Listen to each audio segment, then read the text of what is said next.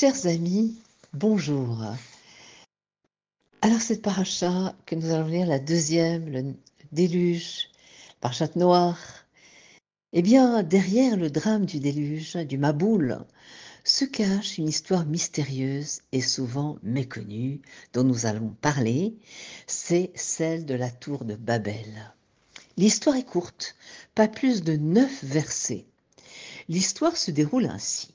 Un groupe de personnes s'installe dans une vallée du pays de Shinar, dans l'ancienne Babylone, l'Irak actuel, dans la grande vallée entre le Tigre et l'Euphrate. Et la Torah nous dit qu'à cette époque, tous les gens ne parlaient qu'une seule langue, Safa Achat. Et en grande camaraderie, ils se lancent dans le projet de construction le plus audacieux jamais entrepris, construire une ville avec une tour qui va atteindre le ciel pour y installer l'humanité. Réaction de Dieu, eh bien, il n'est pas du tout content de ce projet. Il confond les langues, donnant à chacun sa propre langue unique et a fait évidemment échouer le projet, a fait échouer toute coopération. Et cela a conduit à des luttes intestines, au chaos. Et bientôt, donc, ce projet a été abandonné et les gens se sont dispersés sur toute la planète, chacun créant sa propre civilisation, sa propre culture et bien sûr avec sa propre langue. Cette histoire a longtemps intrigué les chercheurs, historiens. Ils sont même allés jusqu'à tenter de localiser l'emplacement de cette tour en Irak. Et quel était exactement leur crime? Pourquoi Dieu avait-il contrarié par l'idée d'une civilisation unifiée et homogène? Alors nos Chachamim demandent, mais qu'est-il arrivé à la tour? La Torah elle-même, bien qu'elle nous dise que les bâtisseurs ont été dispersés, ne nous dit pas ce qu'il est advenu de cette tour. Mais si l'on se penche sur le Talmud, écrit en Babylonie au 5e siècle de notre ère, dans la même région où la tour fut construite, eh bien le Talmud nous renseigne sur le sort de la gigantesque tour qui a été construite, et selon les termes du Talmud que je cite. Rabbi Yochanan a dit, la tour, un tiers, le tiers supérieur de la tour a été brûlé, un tiers, c'est-à-dire le plus bas, a été submergé dans la terre, tandis que un tiers est resté intact. Le Midrash, dans Bereshit Rabbah, est beaucoup plus précis, puisque, je cite, Rabbi Chia dit d'Abba qui a dit « Cette tour qu'ils ont construite, un tiers a brûlé, un tiers s'est enfoncé dans le sol, un tiers existe encore. Ne penses-tu pas que le reste de la tour est petit ?» Rabbi Huna a dit au nom de Rabbi Heidi que si l'on monte au sommet de la tour restante et que l'on regarde en bas, les palmiers ressemblent à des sauterelles. Alors il est fascinant de noter qu'à la fin du 19e siècle, au début du 20e, de vastes fouilles ont été menées dans la région de l'ancienne Babylonie, dans le territoire situé entre le Tigre et l'Euphrate, en Irak, la ville d'Our, en Chaldée, lieu de naissance d'Abraham qui avait 48 ans lorsque la tour a été construite, et donc ça a été mis à jour. Les archéologues ont découvert une très haute tour qui pourrait être le vestige de la tour de Babel, dont il est question dans le Talmud et dans le Midrash. Mais que signifie le fait qu'un tiers de la tour est brûlé, qu'un tiers ait été enseveli et qu'un tiers soit resté intact? Pourquoi les choses se sont-elles déroulées de cette façon? Et pourquoi les sages tiennent-ils à nous raconter ce récit? Donc le Midrash fournit 3 explications au péché de la tour de Babel. La première explication, le but de la tour était de vaincre Dieu lui-même. Le peuple a construit une tour sur laquelle monter jusqu'aux cieux et une fois pour toutes placer Dieu dans le repos éternel. Une autre explication est que le but de la tour était de créer une société homogène, totalitaire, répartition égale des richesses. La Torah commence le récit par ces mots: Or la terre entière avait une seule langue et des mots uniformes.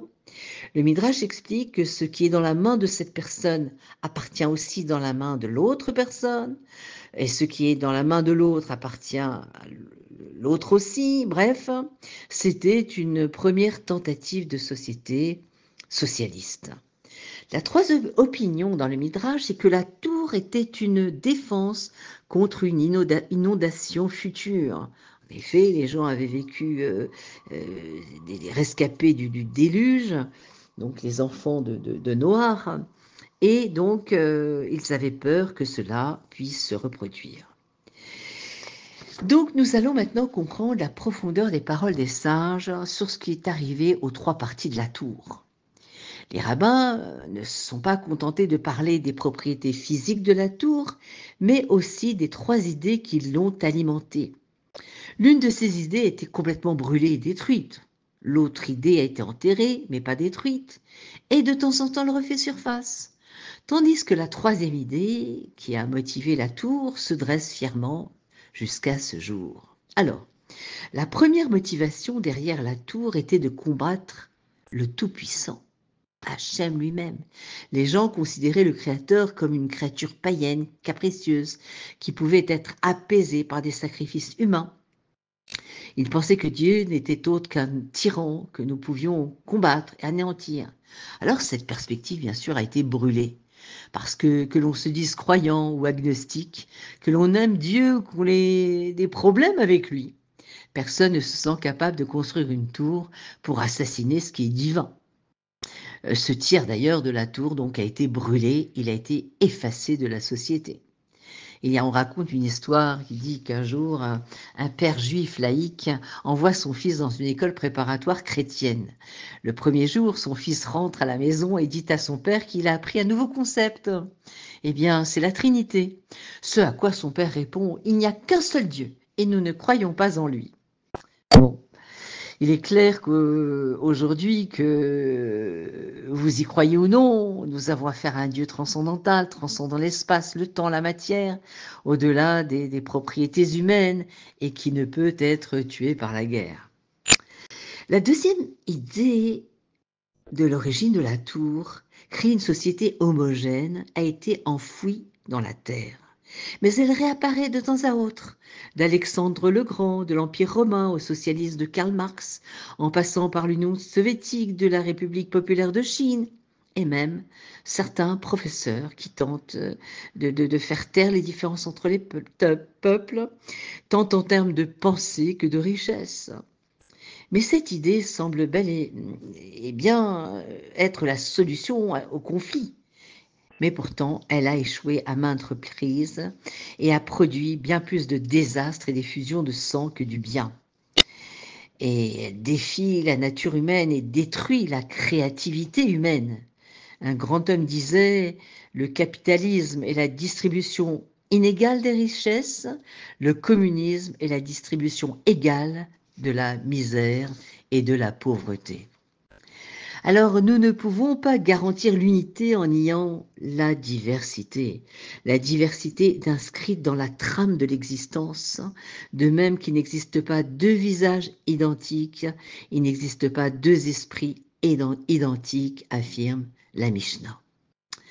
Alors selon cette interprétation, la tour de Babel n'a pas été conçue pour rivaliser avec l'existence de Dieu, mais pour rivaliser avec la réalité indéfinie de Dieu qui s'exprime dans la diversité infinie de l'existence. Finalement, il souhaitait construire une civilisation tribale, totalitaire, vouée au principe d'homogénéité nationaliste. Le peuple devait être un en toutes choses, et c'est vraiment l'essence de l'uniformité fasciste. Dieu a introduit une multiplicité de langages, non pas pour punir l'humanité, mais pour façonner un monde de diversité individuelle plutôt que d'uniformité. Alors il y a beaucoup de choses qui nous unissent, notre Créateur unique, nos aspirations, nos besoins, nos sentiments communs.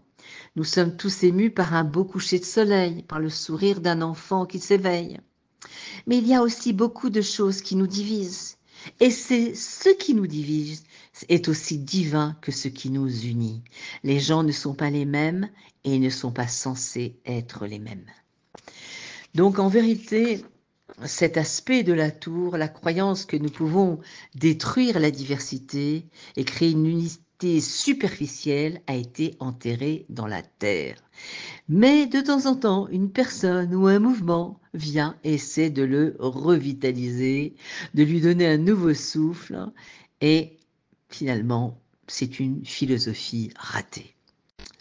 La troisième philosophie qui se cache derrière la tour de Babel existe toujours.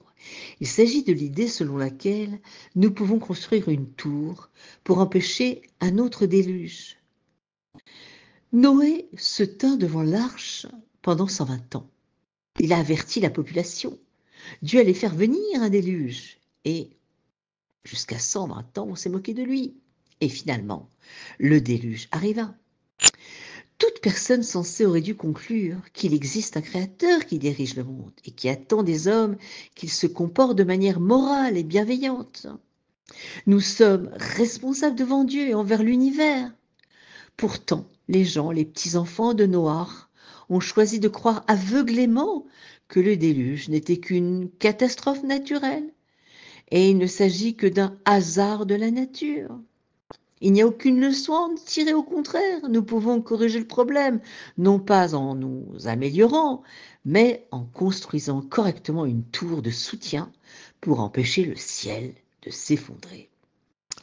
Alors cette troisième philosophie finalement existe toujours, selon laquelle les lois de la nature sont des erreurs aléatoires, qu'il n'y a pas de conscience derrière elles. Cette partie de la tour existe toujours en pleine vue, au vu de tous. Nous aussi, comme la génération de la tour, nous nous refusons souvent la possibilité de voir le battement de cœur intérieur de la vie, le rythme derrière les lois scientifiques, la musique qui vibre à travers les lois de la nature et la symétrie de la physique.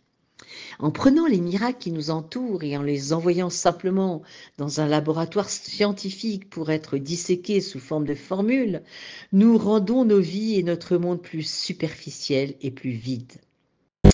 Cela crée également de l'orgueil. L'erreur est telle que celui qui monte dans la tour voit les palmiers comme s'ils étaient des sauterelles.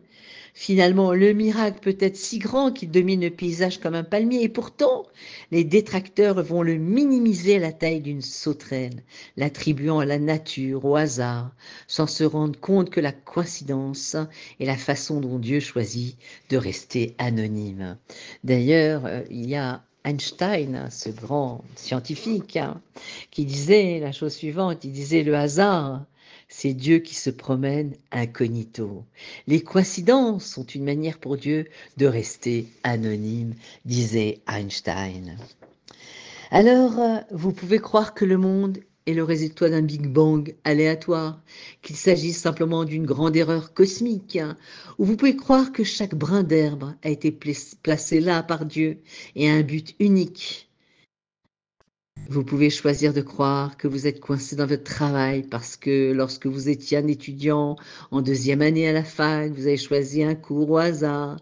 Vous pouvez vous dire qu'il y a une mission unique que vous pouvez accomplir sur votre lieu de travail grâce à votre honnêteté, votre éthique de travail, votre influence sur vos collègues.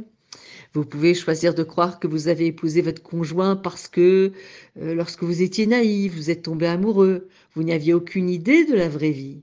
Et vous pouvez croire que votre conjoint complète votre âme et qu'ensemble, vous pouvez surmonter tous les obstacles, construire une belle famille. Vous pouvez choisir de croire que votre personnalité est le résultat naturel de votre enfance, de vos parents, de votre patrimoine génétique, de votre horoscope. Vous pouvez croire que le libre arbitre n'existe pas et que toutes vos décisions sont prédéterminées par le destin aveugle et aléatoire. Vous pouvez choisir de croire qu'il y a une trace de Dieu en vous, une neshama, une âme qui est incorrigible et qui est capable de véritable grandeur, comme c'est écrit dans le Tanya que nous possédons, Chelek Elokam et Ma'al Mamash, une partie du Dieu vivant qui aspire à faire de grandes choses pour accomplir la volonté de son Créateur. Alors, je vous souhaite Shabbat Shalom ou Mevorach.